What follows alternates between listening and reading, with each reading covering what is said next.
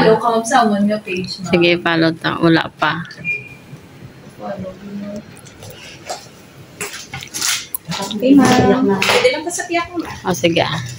Naglagas ni video. Naglagas ka ako. Pari na ako nga pamangkin si Tricia. Gamot ang extension sa kilid. Dito kami sa Vaso Clinic, skincare clinic. Kaya na yun. Amo ni ang before, later na ang after. So, ayan guys, nagsisimula ng ating facial. Ang tawag dito ay Diamond Peel Facial. So, bali pinagawa ko ay dalawa. Nagpa-facial ako, saka nagpa-brow lamp. So, ganyan. Actually, mahaba ang procedure ng facial kasi inixin ako lang aking video para naman di kayo mainip. So, ayan, paminsan-minsan, kailangan din natin i-reward ang ating mga sarili. Kailangan din natin i-pamper ang ating sarili. Ayan, magpaganda at mag-relax at mag-enjoy. So, ayan. Masaya naman ang experience. Kami dala ng pamangkin ko si Tricia, nagpa-facial din siya.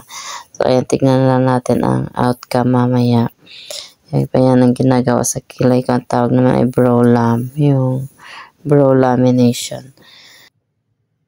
So, yan lang guys. Sana nag-enjoy kayo sa aking short video.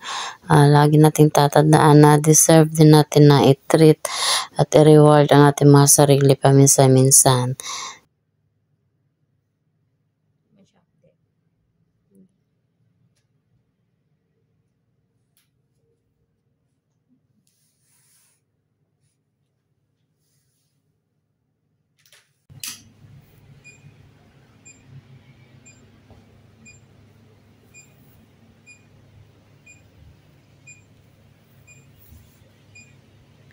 Saan mo na siyang outcome? Isang diamond peel. Isang brow lamp.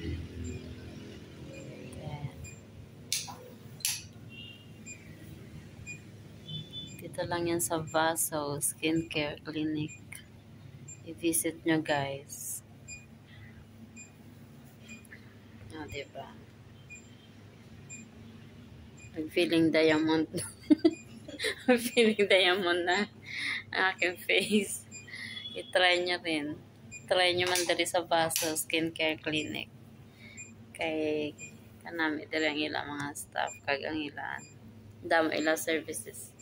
Check nyo lang sa page nila sa Facebook. Follow nyo lang sila. So, lang na.